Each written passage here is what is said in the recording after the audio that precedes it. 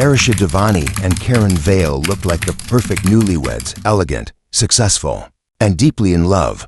But behind their smiles lay a horrifying secret that would turn their wedding night into a scene of unimaginable violence. What began as a fairy tale marriage in Canada ended with a brutal murder, a vanished groom, and a dark truth that no one saw coming. Arisha Devani had always been the kind of woman who carried hope like a second skin. At 26, she had worked hard to build a quiet, independent life in Mumbai, where she taught at an international school and spent her evenings dreaming about what her future might look like. When her parents introduced her to Karen Vale, an Indian-Canadian businessman who had come from Toronto to visit family, everything seemed to align perfectly. He was confident, polite, and spoke with the calm assurance of a man who had everything figured out. His story sounded like the beginning of a fairy tale successful career, strong family values, and a promise to build a beautiful future together.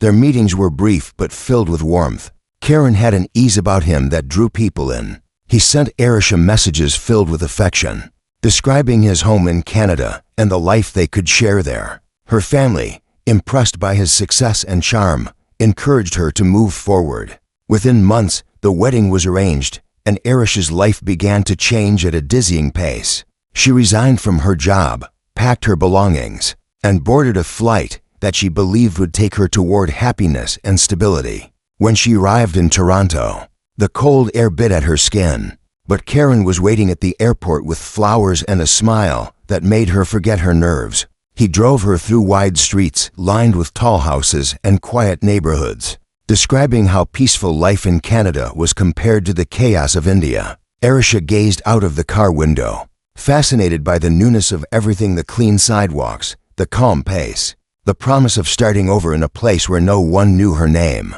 Their wedding was planned quickly. It took place in a grand banquet hall decorated with gold and crimson. Guests from both sides gathered in laughter and celebration. The air smelled of perfume and sweet flowers, while music played softly in the background. Karen's friends called him lucky, and Arisha's family couldn't stop smiling. The photographs captured moments of perfection: her red bridal dress, his tailored suit, the sparkle of their rings. To everyone else, it was the image of a flawless union.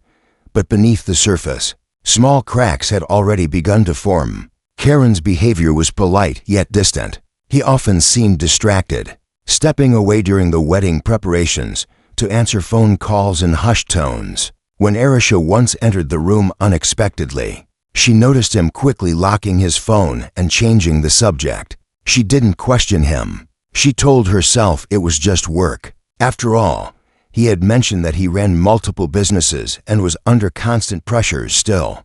She couldn't shake the subtle feeling that something about him didn't add up.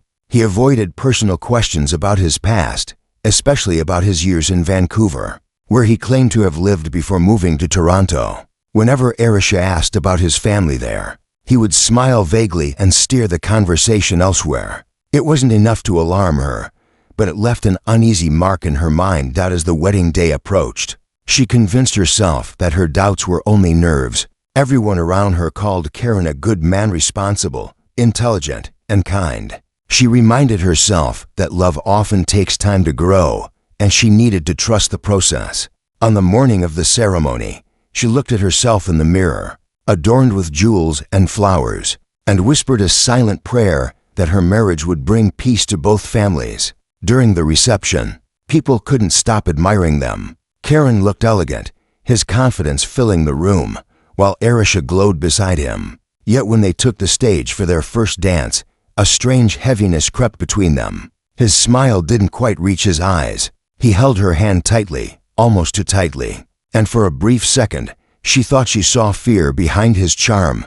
Later that night, as they stood under the cold glow of streetlights outside the venue, Arisha felt an inexplicable chill run through her. She couldn't name it, but it felt like something dark was watching from behind the perfection. In that quiet moment, the laughter and music from the hall faded into the background, and all she could hear was her heart whispering a warning she didn't yet understand. A few days before the wedding, Arisha settled into Karen's condo to help organize last-minute details.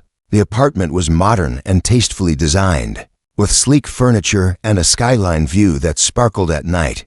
It reflected wealth and order, the kind of life she had only imagined from afar. She spent her mornings arranging flowers, setting out decorations, and writing thank you notes for guests. Everything appeared perfect, but small moments began to disturb that illusion. Karen was often gone for long stretches of time. He claimed to have meetings or calls with investors, yet he never discussed what business he was in with clarity. His explanations sounded rehearsed, vague, and detached. When Arisha asked simple questions about his work, he smiled and changed the topic. Sometimes, she found his phone ringing with unfamiliar numbers, and he would step into the balcony to answer, speaking in low tones that didn't sound like business at all.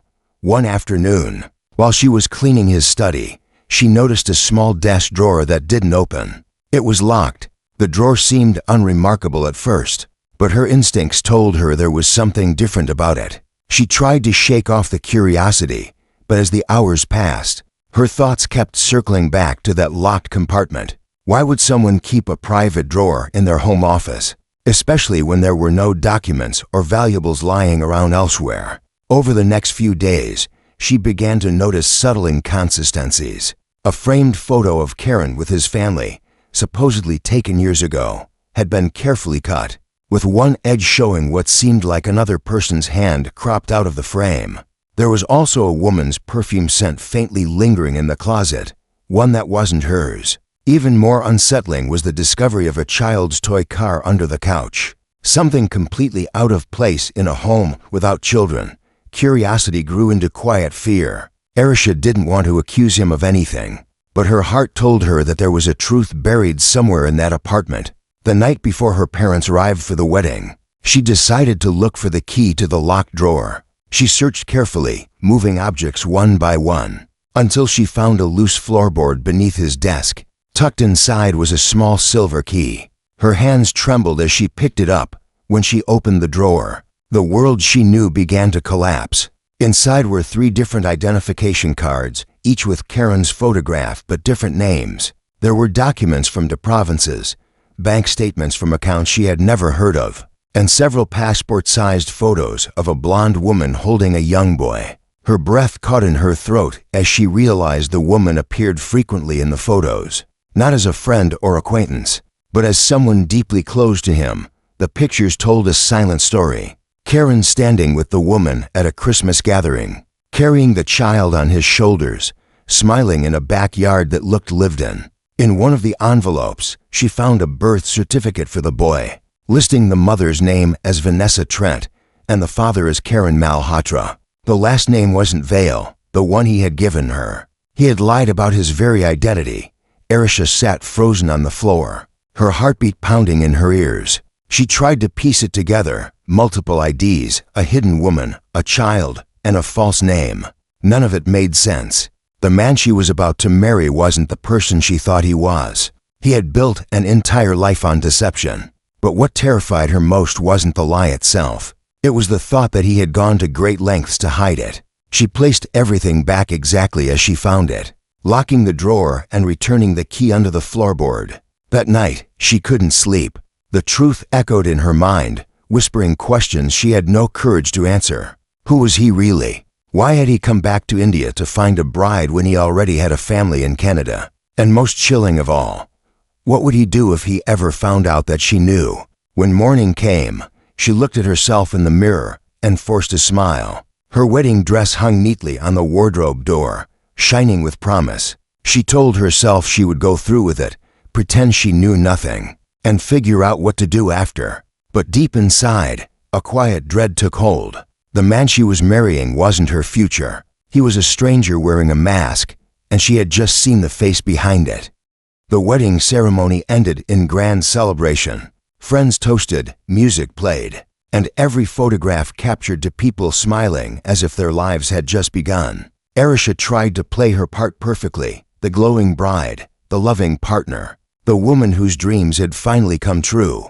But beneath her bright smile was a silent storm. The secret she had uncovered refused to leave her mind. Every time Karen reached for her hand, she felt the weight of those photographs hidden in the drawer. Every time he looked into her eyes, she wondered what else he was hiding behind that calm, practiced face. After the reception, They drove to a luxury hotel in downtown Toronto. The room was decorated in white and gold, filled with the soft glow of candles, a bottle of champagne on ice, and a view of the city stretching endlessly below. Karen seemed relaxed, but Arisha could sense something off in his movements, a stiffness, a quiet alertness, as though he were constantly listening for something unseen. As the night went on, the atmosphere grew tense. The walls of the suite seemed to shrink, trapping them inside a silence that neither could escape. Arisha stood near the window, lost in thought. She had planned to confront him gently, maybe after the wedding night, maybe once they were alone. But something about his cold, shifting expression made her change her mind. There was no warmth in his eyes anymore, only calculation. Hotel staff passing by the hallway later recalled hearing muffled noises from inside, a loud thump, the sound of something falling, and then silence. No one thought to intervene. Newlyweds often argued, and no one imagined that something horrifying was unfolding behind that expensive door. In the early hours of the morning, the room stood in eerie stillness. The lights were dim, the champagne bottle lay broken on the carpet, and blood had smeared faintly across the sheets. Arisha's body lay motionless beside the bed, her hands still clutching a torn piece of Karen's shirt. Her injuries told a story of panic and rage. She had fought for her life, but the force against her had been merciless. Karen was gone. His wallet, keys, and luggage had vanished. Security footage from the hotel showed him leaving through the side exit just after midnight, wearing a dark jacket and cap, walking calmly toward a parking garage. He didn't run, didn't look back. It was as though he had rehearsed his escape. The next morning, when housekeeping staff entered the room, they screamed. Within minutes, police arrived, sealing the floor off. Investigators combed through every inch of the suite, the broken glass, the blood-stained pillow, the bruises marking Arisha's body. Nothing pointed to an intruder. Everything led back to one man, her husband, who had disappeared less than 12 hours after the wedding. News of the murder spread quickly through Toronto's South Asian community. What had been a celebration became a nightmare replayed on every local channel.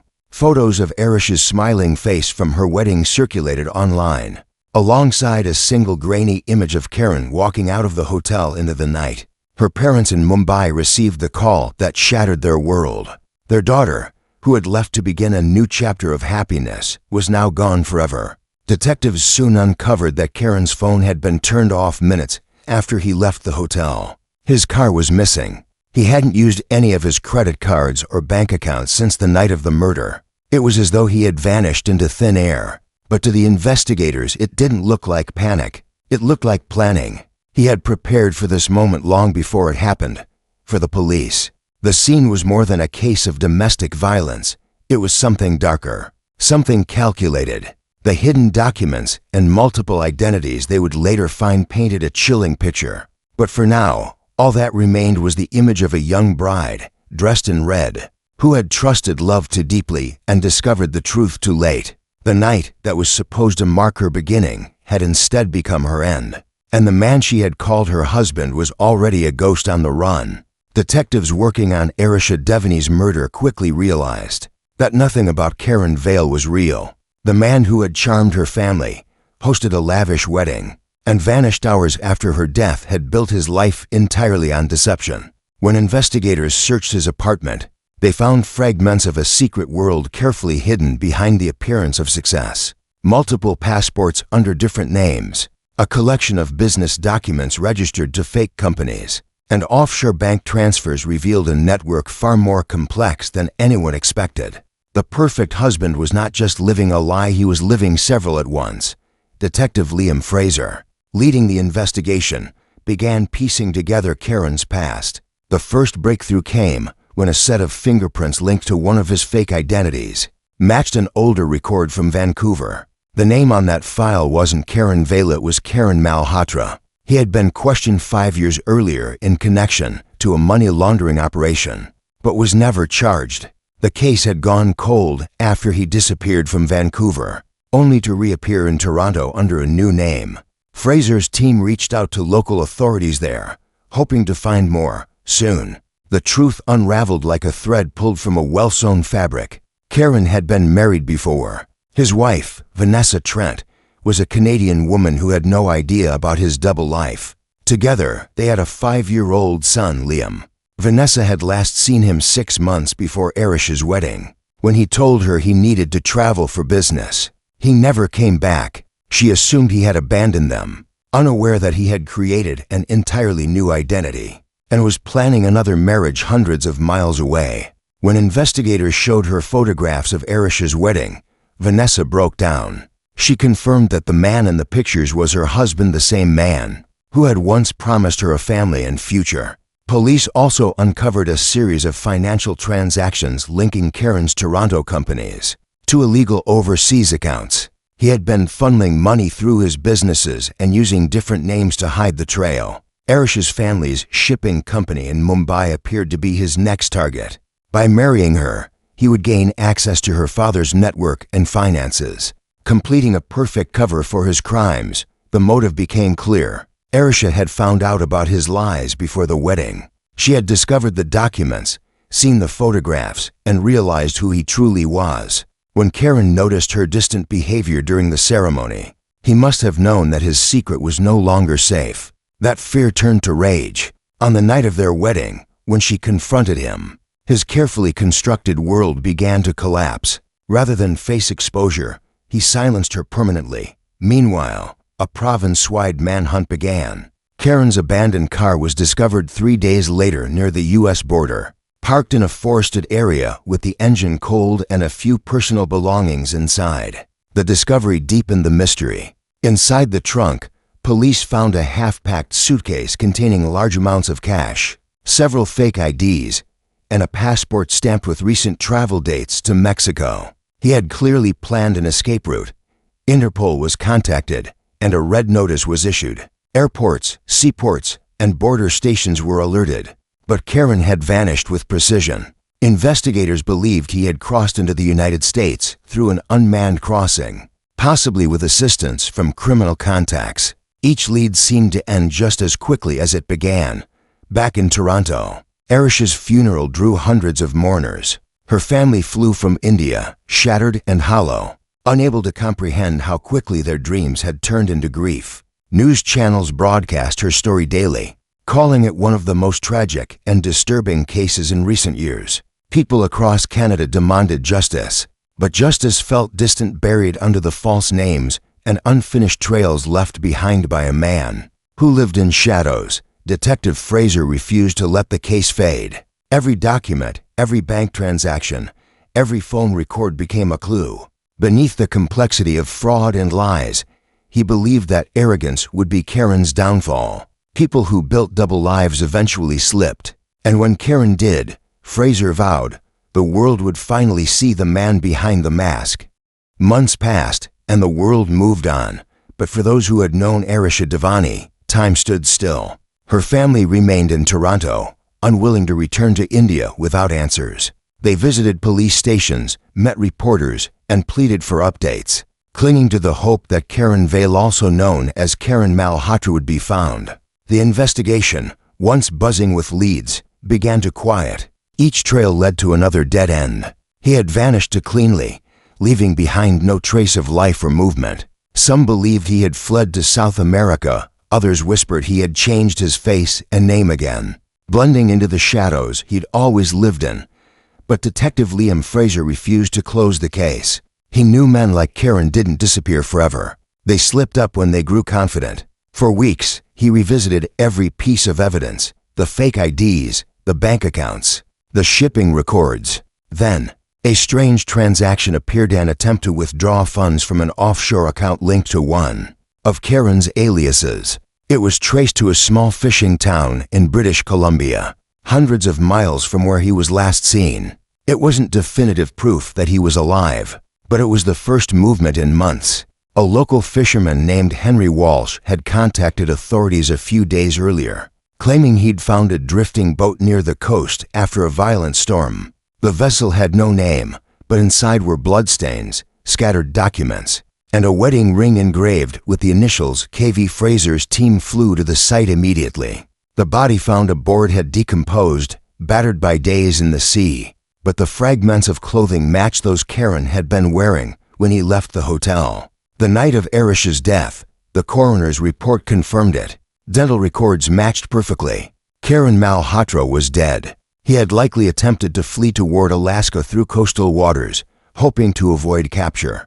But a sudden storm must have overturned the boat, dragging him into the freezing sea. His plan to escape had turned into his punishment. The man who had tried to control every detail of his life had lost control in the one place. He couldn't manipulate nature itself. The announcement of his death spread quickly, stirring both relief and disbelief. Some thought it was too convenient, to neat an ending for someone so cunning.